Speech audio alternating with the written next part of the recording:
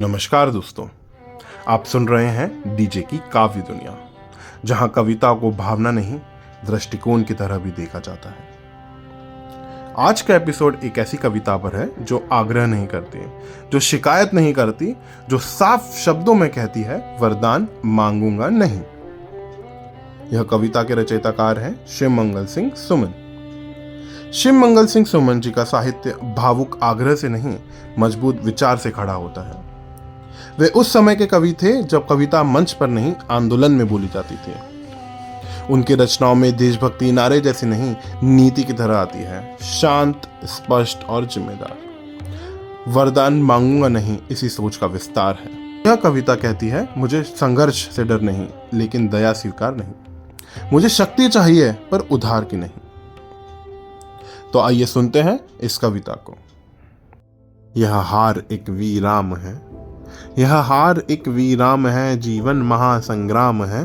तिल तिल मिटूंगा पर दया की भीख मैं लूंगा नहीं, वरदान मांगूंगा नहीं। स्मृति सुखद प्रहरों के लिए, स्मृति सुखद पहरों के लिए, अपने खंडहरों के लिए, यह जान लो मैं विश्व की संपत्ति चाहूंगा नहीं, वरदान मांगूंगा नहीं। क्या हार में क्या जीत में, क्या हार में क्या जीत में, किंचित नहीं भयभीत में। संघर्ष पर जो मिले यह भी सही वह भी सही, वरदान मांगूंगा नहीं।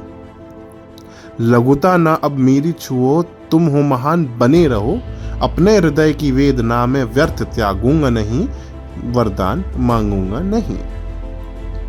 चाहे हृदय को ताप दो, चाहे मुझे अभिशाप दो, कुछ भी करो कर्तव्य बद्ध से मैं किंतु भागूंगा नहीं, वरदान मांगूंगा नहीं, वरदान मांगूंगा नहीं। यह एक व्यक्ति की नहीं, एक माइंडसेट की घोषणा है। यह उस सोच के खिलाफ है जो हर कठिनाई पर बाहरी सहारे की तलाश करती है।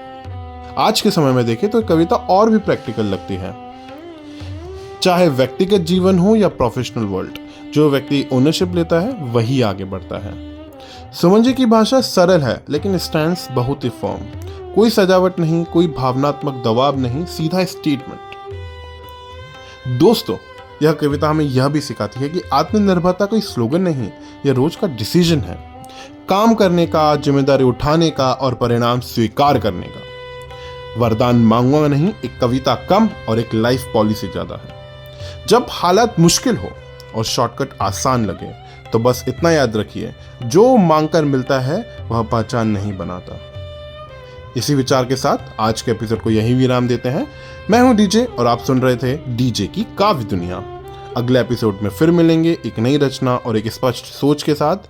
धन्यवाद।